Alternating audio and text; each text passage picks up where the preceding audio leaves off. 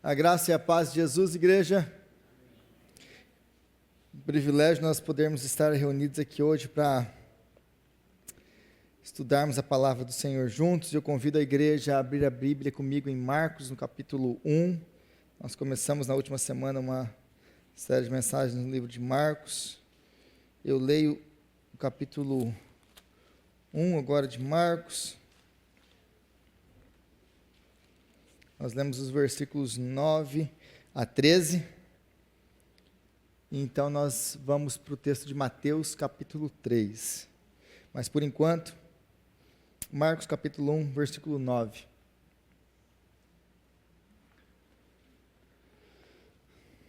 Eu creio que os irmãos acharam. Diz assim a palavra de Deus. Naquela ocasião, Jesus veio de Nazaré, da Galiléia, e foi batizado por João no Jordão. Assim que saiu da água, Jesus viu o céu se abrindo e o Espírito descendo como pomba sobre ele. Então veio dos céus uma voz: Tu és o meu Filho amado, em ti me agrado. Logo após, o Espírito o impeliu para o deserto. Ali esteve 40 dias sendo testado por Satanás. Estava com os animais selvagens e os anjos o serviam. Pula comigo agora para Mateus capítulo 3. Nós vamos ler o mesmo relato agora em Mateus, no capítulo 3, a partir do versículo 13.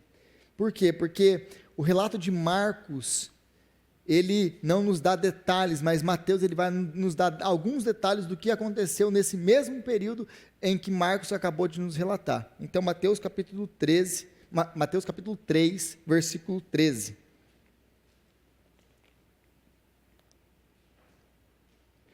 Então Jesus veio da Galiléia ao Jordão para ser batizado por João. João, porém, tentou impedi-lo, dizendo: Eu preciso ser batizado por ti e tu vens a mim? Respondeu Jesus: Deixa assim por enquanto.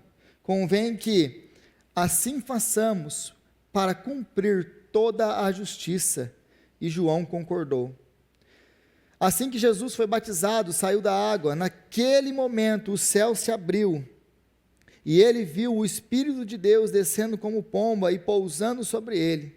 Então uma voz dos céus disse: Este é o meu Filho amado, em quem me agrado. Então Jesus foi levado pelo Espírito ao deserto para ser tentado pelo diabo. Depois de jejuar 40 dias e 40 noites, teve fome. O tentador aproximou-se dele e disse: Se és o Filho de Deus, manda que estas pedras se transformem em pães. Jesus respondeu: Está escrito, nem só de pão viverá o homem, mas de toda a palavra que procede da boca de Deus. Então o diabo o levou à cidade santa, colocou-o na parte mais alta do templo e lhe disse: Se és o Filho de Deus, joga-te daqui para baixo, pois está escrito: Ele dará ordens aos seus anjos e ao seu respeito, e com as mãos eles o segurarão, para que você não tropece em alguma pedra. Jesus lhe respondeu: Também está escrito: Não ponha à prova o Senhor, o seu Deus. Depois o diabo o levou a um monte muito alto e mostrou-lhe todos os reinos do mundo e o seu esplendor. E lhe disse: Tudo isto te darei, se prostrado me adorares.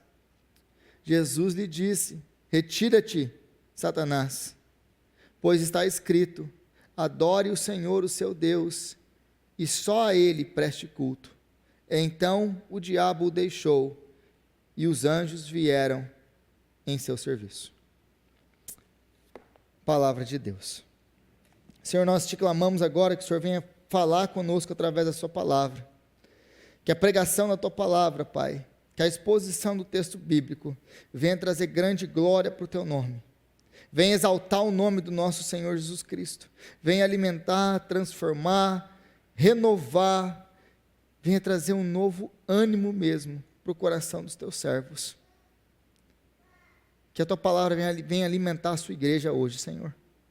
É o que nós oramos em nome de Jesus. Amém. Amém. eu queria falar um pouquinho hoje com vocês sobre esse texto e falar um pouquinho sobre duas coisas aqui que nós vemos muito claro nesse texto. Hoje, que é o Dia dos Pais, nós queremos falar um pouquinho sobre o amor do Pai. O amor do Pai, o amor de Deus por nós. Mas também esse texto fala muito aqui sobre identidade, a nossa identidade. Então eu queria começar esse tempo com uma pergunta: quem é você? Se eu perguntasse, se eu não te conhecesse, eu parasse, ou alguém na rua te perguntasse, quem é você? Qual que é a sua resposta? Porque muitas vezes, quando eu faço essa pergunta para as pessoas, se eu não conheço a pessoa, o que logo vem de resposta é: eu sou carpinteiro, eu sou médico, eu sou advogado, eu sou house cleaner, eu sou professora, eu sou eletricista. Quase sempre conectado com essa pergunta, quem é você? Vem alguma coisa relacionada àquilo que nós fazemos. E até mesmo nós respondemos muitas vezes assim, quando alguém nos pergunta, quem é você? E a gente já vai falando o que nós fazemos. A nossa profissão, ou o que a gente está fazendo no momento. Estou estudando, eu estou trabalhando, eu sei lá o que você está fazendo. Mas essa resposta revela uma coisa, que nós não sabemos qual é a nossa identidade. Porque a nossa identidade não está ligada àquilo que nós fazemos. Aquilo que nós fazemos. Então, a minha pergunta é, de onde que vem a sua identidade? De onde vem a minha identidade? Ela está baseada aonde? Aonde? Se eu perguntar para você, fique com essa pergunta na cabeça: quem é você? O que você me responderia? Quem é você? E é um pouquinho sobre essas coisas que eu quero falar hoje. E se você estiver com o livro de Mateus aberto ainda, e virar no versículo aí 17, aliás, o texto diz assim: então, uma voz dos céus disse, este é o meu Filho amado, em quem me agrado. Note que nós estamos no começo do Evangelho de Marcos, capítulo 1, a partir do versículo 9, esse relato está lá. Mateus, capítulo 3, a partir do versículo 13, o mesmo relato está lá. Jesus, ele sai da Galiléia para vir ser batizado por João, porque João vinha batizando, nós vimos isso na última semana. Ele chamava as pessoas ao arrependimento e ao batismo. Agora Jesus sai da Galiléia para vir ser batizado por João. Logo depois do batismo, quando ele está saindo da água, os céus se abrem.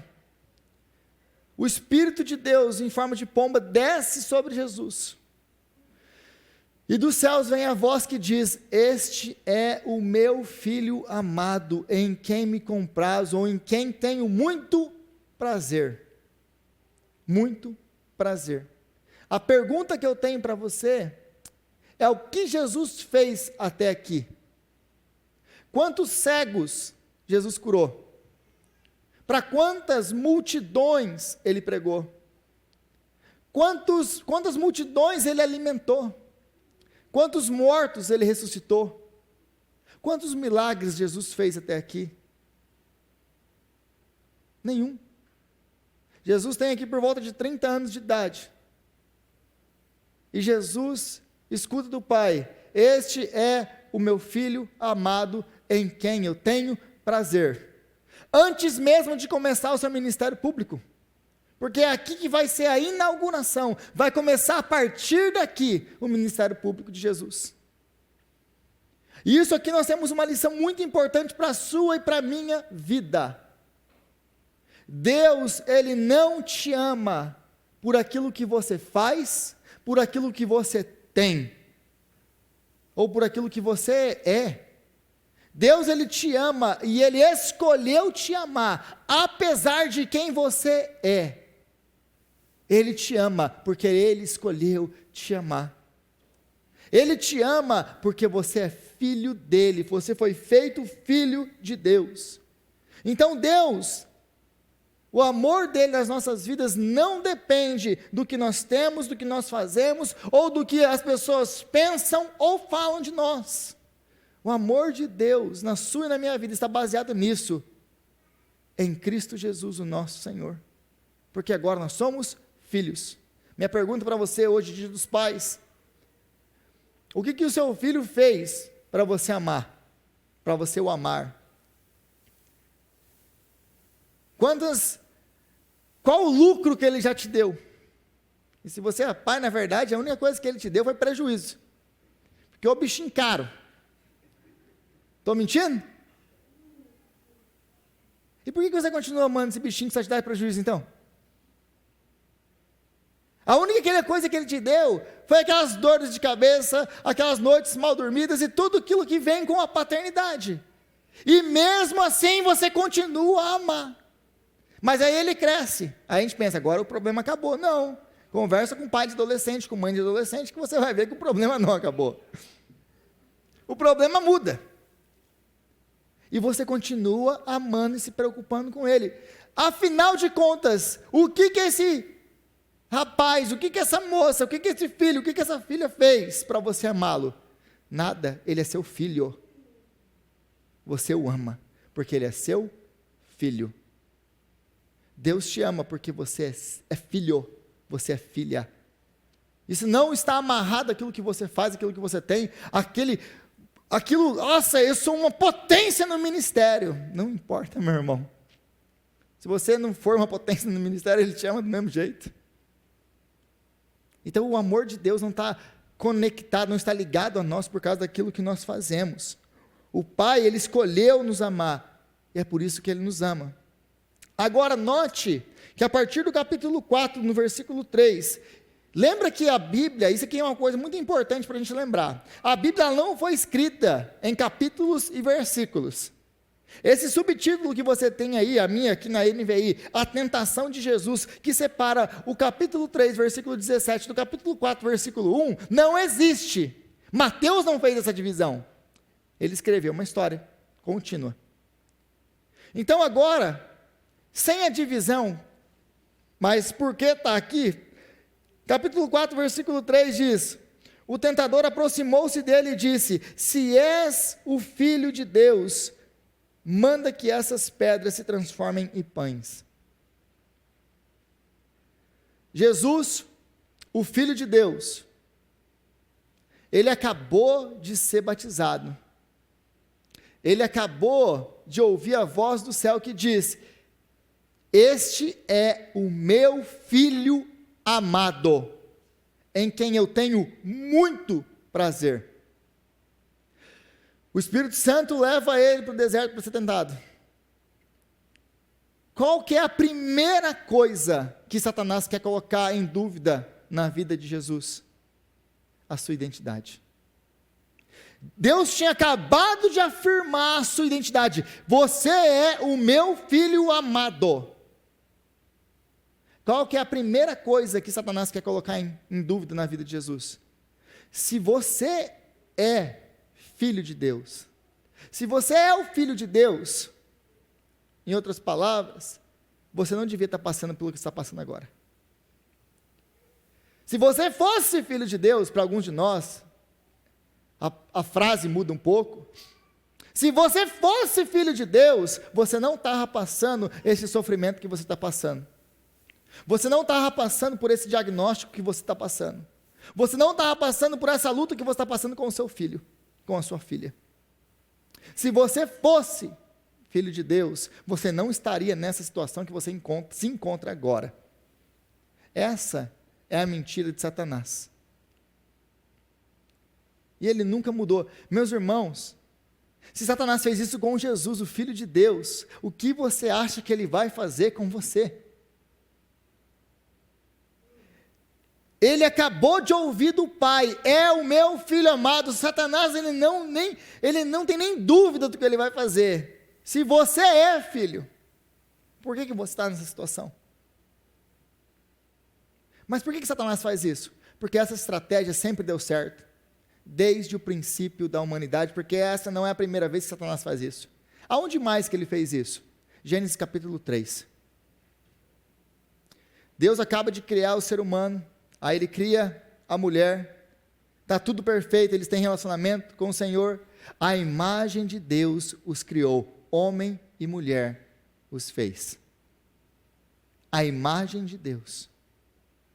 O que Satanás vem? Qual que é a mentira que Satanás coloca no coração da mulher? Não. Você não é igual a Deus. Quem te disse que você é igual a Deus? Se você fosse igual a Deus, você teria esse conhecimento. Mas você não é igual a Deus. Mas quem diz que nós fomos criados à sua imagem, à sua semelhança? Deus. Então, Satanás sempre vai querer colocar em jogo a nossa identidade. Sempre vai chegar até nós e vai confundir a nossa cabeça com relação à nossa identidade, quem nós somos. Ele vai perguntar para você, quem é você? Não, você não é filho de Deus. Não, você não é a imagem de Deus. Você não é. E desde os nossos pais, essa mentira tem sido repetida para nós, de novo, e de novo, e de novo, e de novo. Isso tem entrado no nosso coração e tem destruído o nosso relacionamento e a nossa confiança no Senhor, por vários motivos que nós vamos ver. Mas essa estratégia nunca mudou, e talvez você esteja passando essa semana por isso, e talvez você tenha escutado essa mentira de Satanás essa semana. Se você fosse filho de Deus, por que você está passando por essa situação? Se você fosse filho de Deus, por que você está passando por esse sofrimento? O que nós esperamos quando nós obedecemos a Deus? Imagina que você está obedecendo a Deus, está que nem o apóstolo Paulo, está pregando, plantando igreja, está obedecendo a Deus. Deus te chamou, você fala, não, vou, Senhor, eis-me aqui, estou indo. O que nós esperamos quando nós estamos obedecendo a Deus? Ou pensamos, pelo menos, a gente está obedecendo a Deus, porque a maioria das vezes a gente está pensando que está obedecendo e não está fazendo nada. O que a gente espera quando nós pensamos que estamos obedecendo a Deus? Nós esperamos que a nossa vida fique tudo tranquila, que a gente viva naquele mar de rosa, que as portas vão se abrindo. Você vai andando e as portas vão se abrindo, você se sente quase que o presidente da nação. Sabia que o presidente da nação não pode ter portas fechadas para ele, né? Ele vai andando e o povo vai tendo que abrir as portas para ele. Aqui é assim. Aí você vai se sentindo o presidente da nação, vai andando e as portas vão se abrindo. Por quê? Porque eu estou obedecendo a Deus. Mas aí as coisas não acontecem bem como nós gostaríamos quando nós estamos obedecendo a Deus. Qual que é a primeira coisa que Satanás coloca na sua cabeça?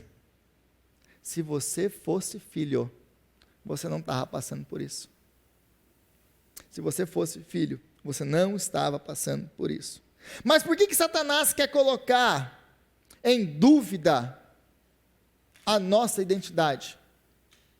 Por que a estratégia dele nunca mudou? Por que ele vem fazendo isso e fazendo isso efetivamente? Ano após ano, século após século, milênio após milênio. Porque a nossa identidade está ligada à nossa adoração. A nossa identidade, ela vem daquilo que nós adoramos. Nós adoramos tudo aquilo que nos dá identidade. E nós temos medo de perder isso que nos dá identidade. O maior medo da sua vida é você perder isso que dá a sua identidade. E é por isso que Satanás, ele quer fazer o quê? Colocar sempre em dúvida a sua identidade e quem você é, porque isso está ligado à adoração. Vou te dar um exemplo, talvez fique complexo a ideia. Você imagina que você colocou a sua identidade sobre ser um bom pai, um bom marido, uma boa esposa, uma boa mãe, um bom empregado, um bom profissional, um bom professor, um bom sei lá o que você faz. Imagina que você colocou a sua identidade sobre a sua beleza, você é uma pessoa bonita. E para você, o que te dá identidade é você ser uma pessoa bonita. Imagina que você colocou a sua identidade sobre ser uma pessoa inteligente. Eu sou uma pessoa muito inteligente. O que acontece em todos esses casos? Quando o diagnóstico contrário chega, e você cai dentro de uma cama de hospital. O que acontece com a sua identidade? Ela é destruída. Porque dentro da cama de hospital, não importa o quão inteligente você seja. Dentro da cama de hospital, provavelmente, depois de um tempo lá, a sua beleza foi embora. Dentro da cama de hospital, ninguém trabalha. Se você colocou a sua identidade nisso, em cima da cama de um hospital, se o seu filho estiver lá, e ele for o ídolo da sua vida, como que está você agora? É por isso que Satanás sempre vai colocar em questão, em dúvida, a nossa identidade. Porque aquilo que nos dá identidade é aquilo que nós amamos, aquilo que nós adoramos. Nós queremos isso mais do que tudo. Nós amamos isso mais do que tudo. Qual que é o problema disso? Nós colocamos isso no lugar de Deus.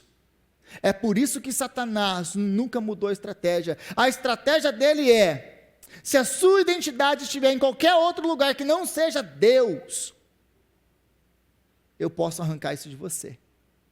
E eu não apenas posso arrancar isso de você, eu posso destruir com a sua vida, quando isso for tirado de você. E não apenas isso, eu vou te afastar de Deus. Porque eu vou colocar na sua vida uma coisa que está acima de Deus. Porque ela te dá a sua identidade, você vai amar e vai adorá-la. Deus pode até estar aí no meio de algum lugar, mas em quarto, em quinto, em 10º lugar na sua vida. O que te dá identidade? O que te dá identidade? Agora, essa é a razão então pela qual Satanás ele ataca tanto isso, a sua identidade, porque ele quer te afastar de Deus. Mas como que eu posso ter certeza desse amor de Deus na minha vida, se eu não sou Jesus? Porque, tá bom, como que eu posso ter certeza de que Deus me ama dessa maneira? Porque Jesus, tá bom, Ele é o Filho de Deus, Ele é o Filho legítimo de Deus, Ele é o Deus encarnado. Ele escutou a voz de Deus, que disse: este é o meu Filho amado, em quem tenho muito prazer. Mas eu não. Eu sou um filho bastardo. E, aliás, que nem me acho filho.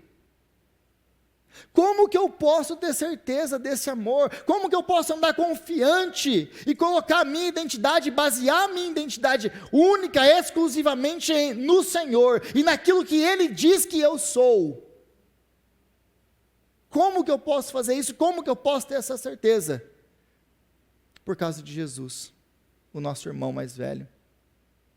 Porque Deus, Ele entregou o seu único filho para fazer de você filho, filha amada do Senhor. A maneira como que nós podemos medir se nós somos, se nós não somos filhos e filhas amadas de Deus é exatamente essa. Você não é amado, de novo, por aquilo que você tem, por aquilo que você faz, por aquilo que você pensa ou pensam de você. Você é filho, filha amada de Deus. Por quê? Porque Ele disse que você é. Você é meu filho amado. Você é minha filha amada. Mas não se engane.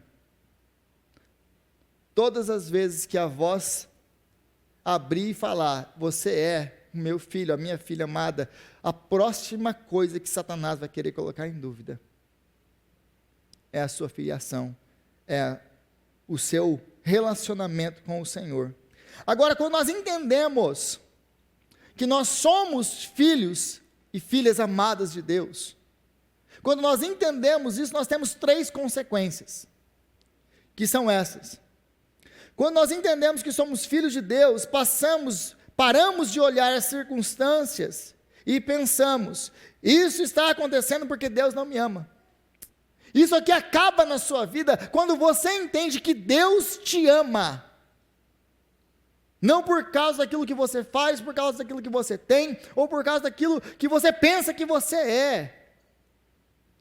Deus te ama porque Ele escolheu te amar, e a prova desse amor é Jesus Cristo. Quando você entende que você é filho amado e filha amada de Deus, a primeira coisa que é curado na sua vida é esse senso de que você está passando por um sofrimento, passando por um momento difícil na sua vida. A primeira pergunta que sempre vem é essa: por que, Deus? Por que, Senhor, eu estou passando por isso? Essa deve ser a prova de que Deus não me ama. Quando nós entendemos quem nós somos em Cristo e a nossa identidade está em Jesus, essa pergunta não existe para nós. Porque o que vem para nós é: Senhor, eu posso não entender, eu não estou vendo como isso se encaixa com o plano, ou com o chamado, ou com aquilo que o Senhor me disse que aconteceria comigo. Eu não sei como que esse sofrimento se encaixa nesse plano todo, mas eu sei uma coisa, que meu Pai me ama, e Ele tem o melhor para mim, mesmo quando eu não entendo, mesmo quando as circunstâncias são contrárias. Porque se lembre de uma coisa, se você prestou atenção, no capítulo 4, a partir do versículo 1, então Jesus foi levado pelo Espírito Santo para o deserto. Quem levou Jesus para ser tentado por Satanás foi o próprio Espírito Santo. Às vezes você está nessa situação aí perguntando: como que eu vim parar nisso? Como que isso serve de algum propósito na minha vida? Deus deve me odiar. Na verdade, foi o Espírito Santo que te colocou exatamente onde você tem que estar. Porque nós esquecemos muitas vezes de textos como: tudo coopera para o bem daqueles que amam a Deus. E quando o apóstolo Paulo fala que tudo coopera para o bem daqueles que amam a Deus, ele não está falando que toda porta vai se abrir. Ele está falando que todo sofrimento, toda angústia, toda a circunstância contrária, tudo, absolutamente tudo na sua vida, está debaixo da soberana mão do Senhor. Ele controla todas as coisas, e nada acontece na sua vida por acaso, e tudo é para o seu crescimento, tudo. Como costumava dizer C.S. Lewis, e ele falava assim: Deus, ele sussurra no meio da nossa prosperidade, mas Deus grita ou usa o seu megafone no meio dos nossos sofrimentos. É no meio dos nossos sofrimentos que nós podemos conhecer o Senhor e entender que Ele está conosco, e Ele se revela a nós e te leva para uma outra vida de intimidade que você não tinha antes. Então você vai poder falar, quando você entende que você é filho amado, como Jó falou: Deus me deu, Deus tirou, louvado seja o nome do Senhor. Porque Jó entendia uma coisa: o amor de Deus não é provado na minha vida pelo fato de eu ser o homem mais rico do mundo. Eu sendo o homem mais rico, eu sendo o homem mais pobre, eu sei de uma coisa: o Senhor me ama. O amor de Deus não é provado na sua vida pelas bênçãos que você tem, nem pelas circunstâncias favoráveis que você passa. A segunda coisa que isso vai nos curar, Ele vai nos curar do nosso problema de culpa, de medo. Vai nos curar de tudo isso. Por quê? Porque nós paramos de procurar culpados pelo que acontece nas nossas vidas. Quando nós entendemos que nós somos filhos amados, nós paramos de ficar procurando: ai, a culpa foi de quem? Por que eu estou nessa situação aqui? A culpa tem que ter sido de alguém, foi sua. Foi esse homem infeliz com que eu casei. A culpa foi do meu pai que me abandonou. A culpa foi da minha mãe que me deixou. A culpa foi daquele meu patrão, que era a própria encarnação do mal. A gente para com isso, porque a gente entende que nós temos um Deus no céu que é soberano, que criou os céus, a terra e tudo que neles existe, e que nada, absolutamente nada foge do seu controle. E esse soberano Deus é o meu Pai. É o meu Pai. Então Ele não erra. Eu paro de ficar procurando culpados na minha vida, porque que a minha vida não vai, porque que as coisas não acontecem. Porque Deus está te ensinando alguma coisa, porque Deus está trabalhando na sua vida, porque Deus, no final disso aí, Ele quer te transformar à imagem de Jesus Cristo. porque é para isso que todas as coisas cooperam, para o bem daqueles que amam a Deus, para te transformar à imagem de Jesus. É para isso.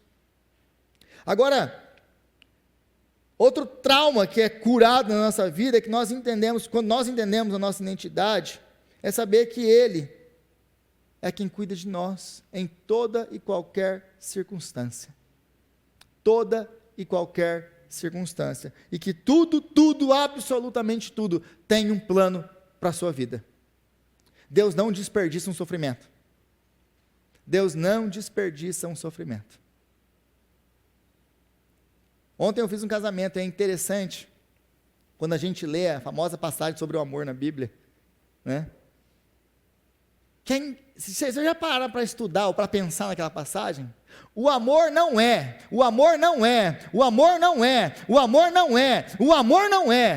Aí no final ele fecha com chave de ouro. Que o amor tudo suporta, tudo espera. É quase que uma visão negativa do que é o amor. O amor é sofrer. Como diz o famoso ditado popular das mães, é padecer no paraíso.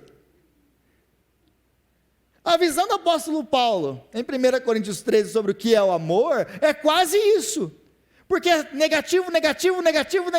Gente, será que vale a pena esse negócio de amor mesmo? E aliás, não tem nenhum sentimento ali. Todos são ações de amor. Todos são. Mas existe em nós uma falsa expectativa, de novo, de que se nós fazemos tudo certinho, tudo vai dar certo. Agora, esse sistema é um sistema pagão, não cristão. Os pagãos, eles vinham para os seus templos no primeiro século, e como que eles faziam? Eles vinham para os templos, ofereciam as suas oferendas, aquilo que os sacerdotes pediam para eles trazer, eles cumpriam com aquilo. Então, os deuses que eles estavam oferecendo os seus sacrifícios, cumprindo com os seus votos, eles tinham que abençoar ou dar aquilo que eles estavam pedindo. Por quê? Porque é um sistema de barganha, de troca. Eu faço o que você está me pedindo, você me devolve o que eu quero. Esse é o sistema pagão. Mas não tem nenhum cristão assim hoje. Que chega na igreja, aquela famosa frase: semana sem culto é semana sem bênção. Se eu não fui na igreja, parece que a semana não vai. Por quê? Porque parece que eu não tenho a bênção de Deus. Meu irmão, minha irmã, se Deus fosse te abençoar apenas quando você viesse no culto, metade dessa igreja hoje estava amaldiçoada essa semana. Pense nisso. Eu não estou falando, estou dando liberdade para você faltar em culto, não. Você nem faltar em culto, não. Você tem uma vergonha na cara e vem para a igreja. Ah, mas Rodrigo, verão, então eu curto. A sua vida também. Como diria minha mãe, podia ter dormido sem essa hoje. Mas, voltando ao nosso sistema pagão, então vem para a igreja, por quê? Porque eu tenho que ser abençoado. E eu lembro muito bem, na minha vida, antes da minha conversão, de ir para a igreja e pensar assim: fiz o que eu tinha que fazer para Deus essa semana. No meu caso, eu não tinha o Rodrigo para aguentar, hoje vocês têm o Rodrigo. Aí vocês podem sair daqui com legitimidade e pensar assim: eu fiz o que eu tinha que fazer para Deus essa semana, aguentei o Rodrigo falando quase 1 hora na minha cabeça. Isso tem que contar alguma coisa para mim. Isso é quase que pagar um pagamento de penitência. Mas muitas pessoas vêm para a igreja com essa base na cabeça de troca. Eu dou o meu dízimo aqui esperando o quê? Não, porque agora Deus vai me prosperar. Porque eu dei o meu dízimo. Com esse pensamento de barganha na cabeça. Isso não é cristianismo, isso é paganismo. Deus não nos deve nada. Eu já falei isso nessa igreja, várias e várias vezes eu continuo repetindo a mesma coisa. Você não barganha, você não faz troca com um Deus que não precisa de nada. Ele não precisa do seu dízimo, Ele não precisa da sua adoração, Ele não precisa que você venha para a igreja. Quem precisa dessas coisas é você. Você não faz troca com um Deus que não precisa de nada. Eu gosto muito daquela frase que está em Jó, da pergunta de Deus a Jó, e é o maior discurso de Deus na Bíblia: quem me deu alguma coisa para que eu devolva? Tudo é meu, eu criei todas as coisas. Quem é o homem para que o Senhor se lembre dele? Como disse o salmista: Senhor, quem sou eu para que o Senhor se lembre de mim? Deus não nos deve nada, absolutamente nada. Então nós não podemos barganhar com um Deus que não precisa de nada. Ele é um Deus autossuficiente, Ele não precisa de ninguém. Tudo que Ele cria pela abundância do seu amor, não por uma necessidade. Quando Deus te chama para servi-lo, Ele não está te chamando por causa de uma necessidade que Ele tem. Ele está te dando um privilégio de servir a Ele, esse grande Deus. Você acha que Deus realmente precisava de um cara como eu para pregar? Tem gente muito mais capacitada. Deus podia mandar um anjo e fazer um trabalho muito melhor que o meu.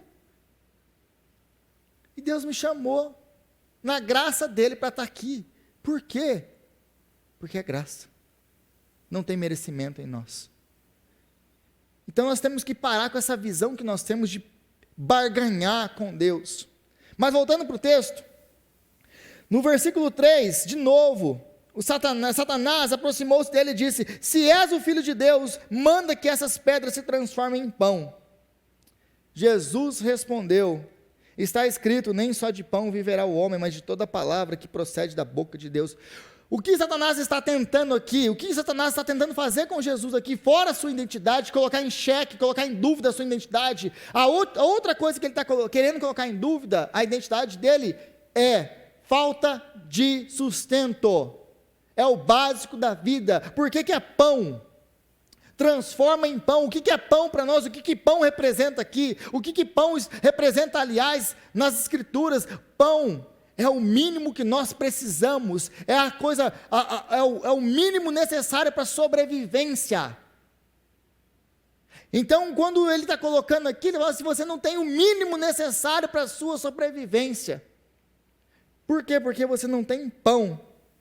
Como que você pode ser o Filho de Deus e você não tem o que comer? Como que você pode? Eu escutei essa semana, alguém me mandou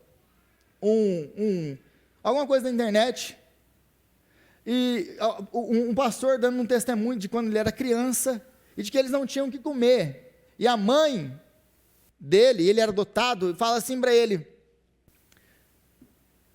eu não sei o que Deus vai fazer com a reputação dele, porque você está aqui, Deus falou que você vai ser um pastor, e a gente está servindo o Senhor aqui, pastoreando, etc., e eles não tinham o que comer dentro de casa. Eu não sei o que Deus vai fazer com a reputação dele, porque que Deus é esse que os seus servos não têm nem o que comer, e ela vai para o quarto. Aí o desenrolar da história toda, chega lá um homem que nem é crente, com comida para eles, e com a comida que eles comiam todo domingo, que era frango e macarrão, todo domingo, ele chega com frango e macarrão. Deus, ele vai sustentar o seu povo, mas Satanás vai sempre querer colocar em dúvida essas coisas. Você talvez esteja passando por esse momento que não tem dinheiro para comida, não tem o sustento, o mínimo necessário. E quantos de nós imigrantes já passamos por isso aqui, comendo arroz e ovo, dias, porque não tinha outra coisa, era isso aí. Eu passei isso, e muitos de vocês já passaram isso. Mas no nosso coração nós nunca questionamos a bondade de Deus. E Jesus vai responder a ele: está escrito, nem só de pão viverá o homem, mas de toda palavra que procede da boca de Deus. O que Jesus está falando aqui? Jesus está falando exatamente isso aqui. Satanás, tem coisas na vida que são muito maiores, ou mais essenciais do que o próprio alimento que nós comemos. A palavra de Deus é uma delas, aquilo que Deus falou, é isso que me sustenta, é isso que me mantém firme, é isso que me mantém de pé, mesmo que eu não tenha o mínimo necessário para sobreviver, eu tenho a palavra de Deus, eu tenho a palavra de Deus. Agora, a segunda coisa que ele vai colocar em dúvida aqui, depois de falar da identidade, mas ele vai colocar de novo a identidade dele, continua comigo no texto, e diz assim: então o diabo levou a cidade santa, colocou na parte mais alta do templo e lhe disse: se és de novo o filho de Deus, joga-te daqui para baixo, pois está escrito. Olha como que ele é sujo, olha como que ele é sujo. Ele agora coloca em xeque: olha, se és o filho de Deus, tá bom, você está aqui, pula daqui, pois está escrito. Por que ele fala isso, pois está escrito? Porque Jesus havia citado um texto, porque Jesus havia falado da palavra. Então Satanás fala: você confia então nessa palavra aí que foi dada? Se você confia tanto nessa palavra, por que você não pula daqui? Pois está escrito que ele dará ordem aos seus anjos, e nada, você não vai nem tropeçar os pés nas pedras, você não vai se machucar, porque está escrito. O que Jesus faz? Como que Jesus rebate a isso? Porque ele basicamente está falando isso aqui para ele, parafraseando Satanás: você acredita mesmo na palavra de Deus? Então faz isso, porque a palavra de Deus também fala isso. Quantas e quantas vezes você é confrontado com isso?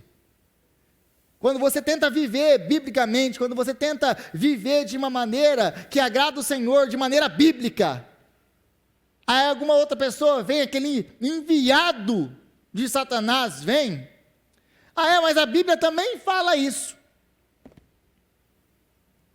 Tome cuidado, meu irmão, minha irmã, porque a estratégia de Satanás aqui é uma: ele quer distorcer a palavra de Deus. E isso aqui é muito importante, a importância de nós interpretarmos a Bíblia corretamente, porque Satanás é o pai da má interpretação bíblica. Ele pega o texto bíblico e ele distorce o texto bíblico na sua aplicação. Ele pega o texto está escrito, está lá. Nos Salmos você vai encontrar essa passagem que Satanás citou. Mas o que ele faz com a aplicação desse texto? Ele distorce, como muitos falsos profetas têm feito hoje. É por isso que a importância de nós estudarmos a palavra de Deus, a importância de nós entendermos a palavra de Deus, de interpretarmos a palavra de Deus corretamente e aplicarmos a palavra de Deus na nossa vida corretamente. Porque senão a gente pode ser levado por Satanás a nos jogar de cima de um prédio. Se você é o filho, faz isso. Já que você confia tanto na palavra de Deus, por que você não se joga daqui? Já que você confia tanto na palavra de Deus, por que você não faz isso? É mentira sorrateira de Satanás. Então, ele fala: o que Satanás está querendo fazer também ali? Você não é o Messias? Você quer uma maneira melhor do que essa? Você pula daqui, Deus manda os seus anjos, Ele pega você e segura você, você está na frente do templo, todo mundo te vê, todo mundo vai reconhecer que você é o Messias. Mas não foi assim que Deus me mandou fazer. Não foi assim que Deus me mandou fazer. E Jesus ele vai responder então, com Deuteronômio, capítulo 6, versículo 16, também está escrito. Ele rebate palavra com palavra. Só que Jesus dá a interpretação correta. Não ponha à prova o Senhor, o seu Deus. E aí depois ele vai falar, a partir do versículo 8, ele vai colocar uma outra coisa, uma nova tentação. Depois o diabo levou a um monte muito alto e mostrou todos os reinos do mundo e o seu esplendor. E lhe disse: tudo isso te darei, se prostrado me adorares. Ele mostra todos os reinos da terra, ele mostra o seu esplendor, a sua glória. E Satanás promete para ele o quê? Se você me adorar, tudo isso eu te darei.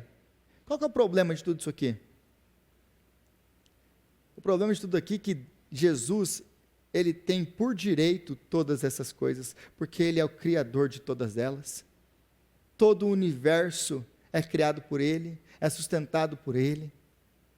É tudo dele por direito. Mas por causa do nosso pecado, da nossa rebelião, Satanás agora tem o controle, o domínio. É disso que ele está falando aqui. Então é meu porque me foi dado.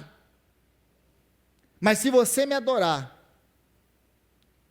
eu vou te dar tudo isso. O que Satanás quer fazer com Jesus? O que Satanás quer fazer com você e comigo? Qual que é a mentira aqui? Ele quer te dar reino sem cruz. Ele quer te dar reino sem cruz. Ele quer te dar bênção, prosperidade. Ele quer te dar tudo aquilo que nós temos como promessa de Deus, sem sofrimento, sem transformação. Não, você não precisa ser transformado. Continua do jeito que você está. A única coisa que você... É isso que você quer? É isso que você busca? Eu tenho para você. Só tem uma coisa que você precisa fazer, uma pequena coisa que você precisa fazer. Você só precisa se prostrar e me adorar. E eu vou te dar isso que você deseja, aquilo que você quer. Sem cruz, sem sofrimento, sem transformação. Não tem esse negócio de Deus me passar, me levar para o meio do deserto para eu ser testado, provado, transformado, forjado. Não tem por que Deus fazer isso com você. Eu te dou sem cruz. A proposta de Satanás para Jesus é essa. Eu te dou o reino sem a cruz. É isso que ele quer dar aqui. Então Jesus responde: retira-se, Satanás, pois está escrito: adore o Senhor, o seu Deus, e só a ele preste culto. Satanás, ele oferece para Jesus independência. Satanás oferece para ele o que ele ofereceu para Adão e Eva. Você tem que definir o que é bom e o que é mal aos seus próprios olhos, por você mesmo. Você não precisa de Deus para falar o que você tem que fazer. Satanás continua oferecendo a mesma coisa para você hoje. Você não precisa de Deus para alcançar nada na sua vida. Você é independente, você pode, você consegue, você determina. A força para conseguir está dentro de você. Já ouviram isso ou não? Parece, qualquer similaridade é mera coincidência. O discurso de Satanás continua do mesmo jeito na boca dos seus falsos profetas. Os tão chamados coaches. Não mudou. A força está em você. A única coisa que está em você é a capacidade de se destruir e destruir tudo ao redor de você e ir para o inferno. É a única capacidade que você tem. O resto é graça de Deus na sua vida. Você só não se destruiu ainda porque é graça. Você está onde que você está porque é graça. Você tem o que você tem porque é graça. Deus é gracioso nas nossas vidas. E tudo que nós temos é graça de Deus. Agora, o que tem todas essas tentações em comum? Satanás, ele pega essas coisas boas. Perceba que nada do que Satanás tem aqui para Jesus, ou oferece para Jesus, é pecaminoso. Mas ele quer pegar coisas boas, coisas que, aliás, são por direito de Jesus. Ele quer pegar essas coisas boas que são dele por direito e elevá-las ao ponto de tomar o lugar de Deus. De que Jesus consiga essas coisas e tenha essas coisas a parte de Deus. Como se alguma coisa pudesse viver a parte de Deus. E essa foi o nosso pecado, mais uma vez, em Gênesis. A independência. Nós não queremos ninguém para falar o que é certo e o que é errado para a gente quer definir aos nossos próprios olhos. Eu não quero ter que me submeter a ninguém, eu quero ter o controle da minha vida. O problema, meu irmão, minha irmã, é que você não se criou. Essa vida que você tem não é sua. É por isso que você não pode sair tomando as decisões que você quer, fazendo o que você quer com a sua vida. A vida não é sua, você é sustentado com a vida dele. Como que você vai fazer com a vida que Jesus te deu, aquilo que você quer com ela? É a mesma coisa que eu te dou o meu carro, você pega o meu carro, chega lá, você troca as rodas, você pinta o carro, você rebaixa ele, aí depois você me devolve o meu carro. Você diz assim, mas isso não é meu carro, não? Não, é que eu achei que estava precisando de uma mudança. Aí eu mudei umas coisinhas aqui para você. É basicamente isso que a gente faz com a vida que Jesus nos deu. A gente toma as nossas próprias decisões, a gente ignora a palavra de Deus, a gente ignora o que Deus tem e quer de nós. Nós ignoramos os planos que o Senhor tem para nossas vidas. Vai se explodindo todo mundo ao nosso redor. Por quê? Porque nós queremos independência de Deus. É exatamente isso que Satanás está oferecendo aqui, em tudo isso.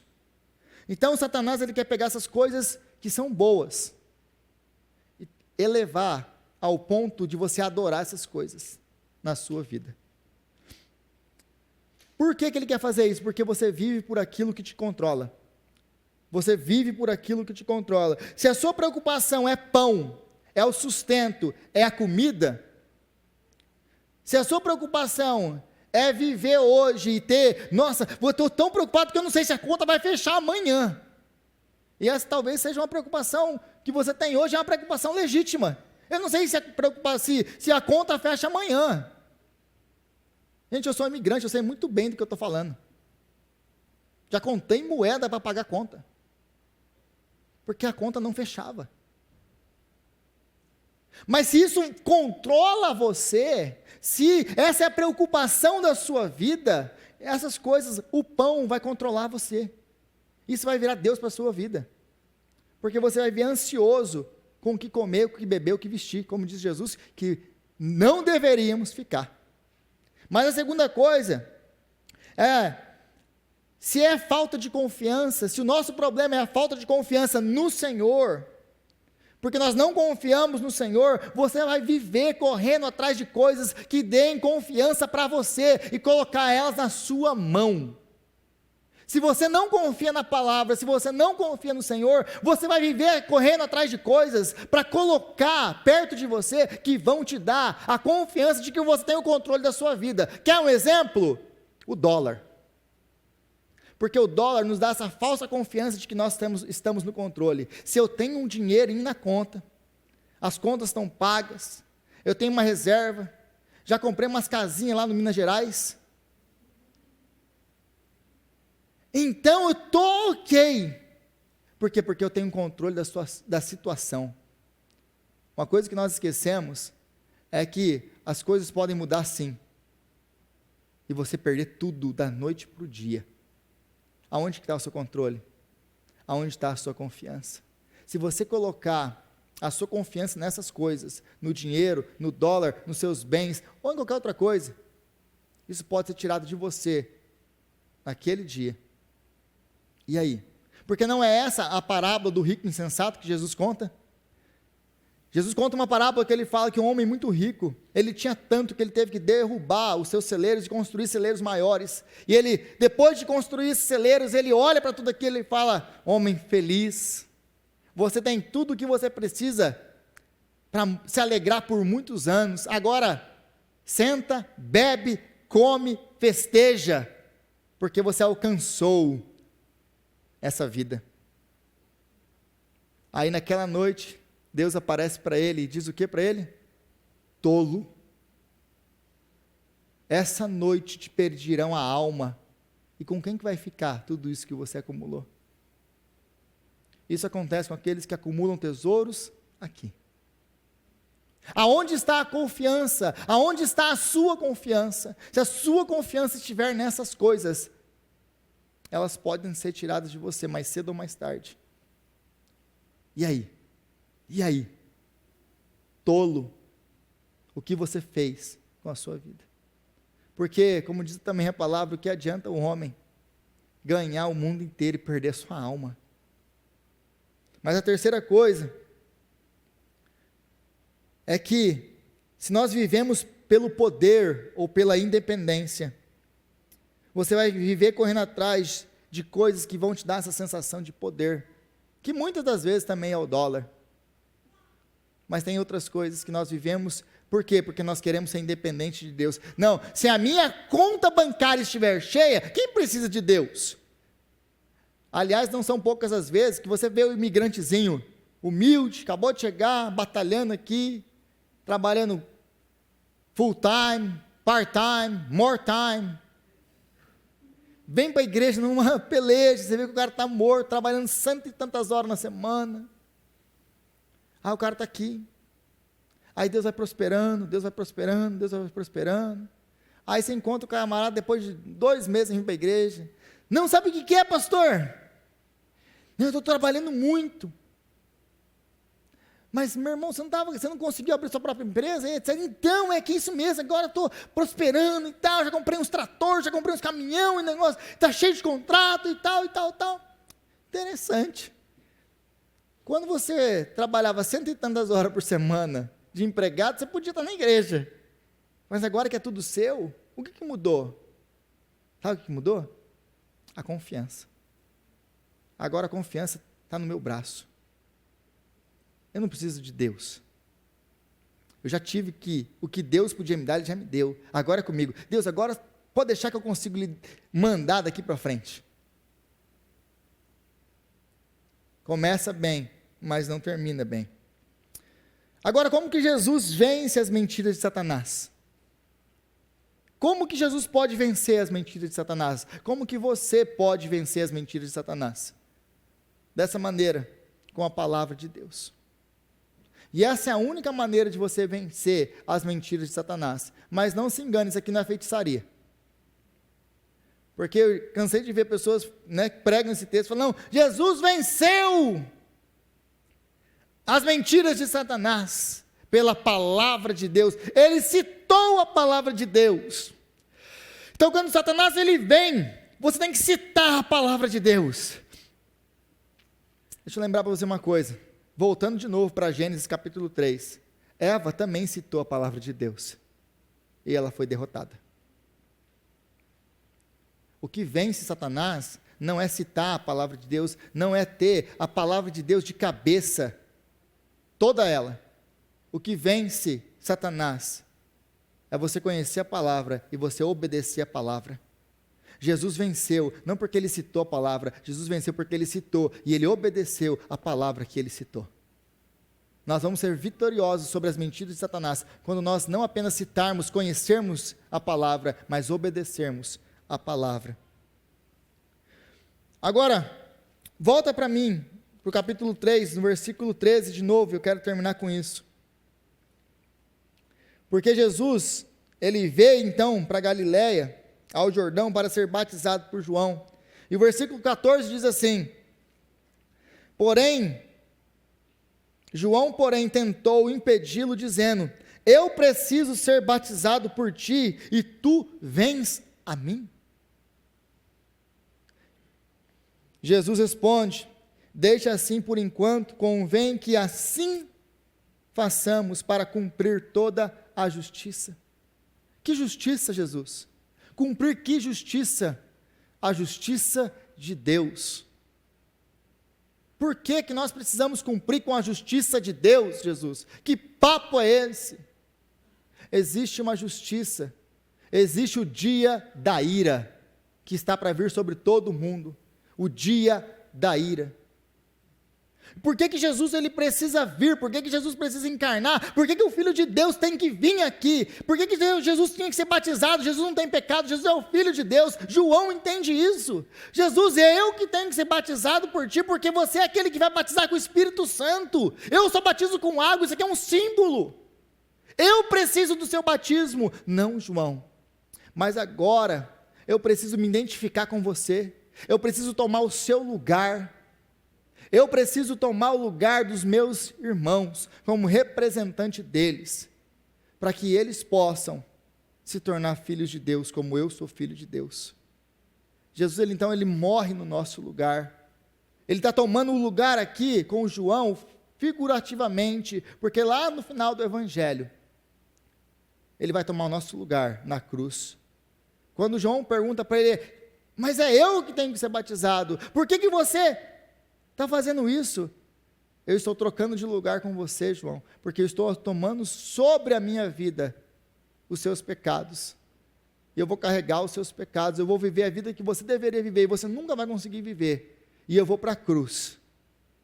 E lá eu vou pagar a sua dívida, essa dívida impagável. Então eu vou cumprir com a justiça de Deus.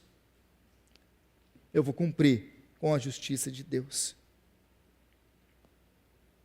Jesus, ele veio então como nosso substituto, mas não apenas como nosso substituto, não apenas como um exemplo a ser seguido, porque muitos de nós pensamos, tá bom, agora eu falo para você, agora vai embora e vive como Jesus. Se você pensa um pouquinho, você vai falar assim para mim, que jeito? Eu não consigo viver isso aqui. Quem consegue viver dessa maneira? Nós não conseguimos viver. Jesus, mas tá, o Senhor é meu substituto, mas é meu exemplo, o exemplo a ser seguido. Se Jesus fosse apenas um exemplo a ser seguido, nós todos estaríamos perdidos. Mas glória a Deus, porque Ele não é apenas um exemplo a ser seguido. Por causa da sua morte, porque Ele nos substituiu, porque Ele tomou o nosso lugar, como Ele tomou o lugar de João. Ele paga o preço dos nossos pecados, Ele nos torna filhos, e agora o Espírito Santo habita em nós. E é por causa disso, e apenas por causa disso, que nós somos capazes de viver o chamado do Evangelho para nossas vidas. E poder vencer as estratégias de Satanás, como ele venceu. Nós podemos vencer Satanás, porque Jesus venceu Satanás. E nos deu o poder para vencer, como ele venceu. Amém? Senhor, nós te louvamos pela sua palavra, que é santa, que é verdadeira, que é transformadora. Obrigado, Jesus, por nos ensinar como vencer as armadilhas, as estratégias, as mentiras de Satanás. Não apenas nos ensinar como vencer, mas nos dar o poder para vencê-lo, através do Espírito Santo que habita em nós.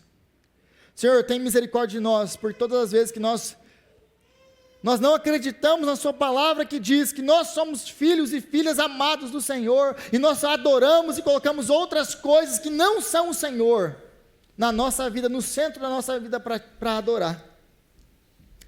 Oh Deus, tem misericórdia de nós, tem misericórdia de nós. Dá-nos graça, Deus, para viver. Lembrando todos os dias que nós somos filhos e filhas amadas do Senhor. É o que nós te pedimos, ó Pai, em nome de Jesus. Amém. Amém.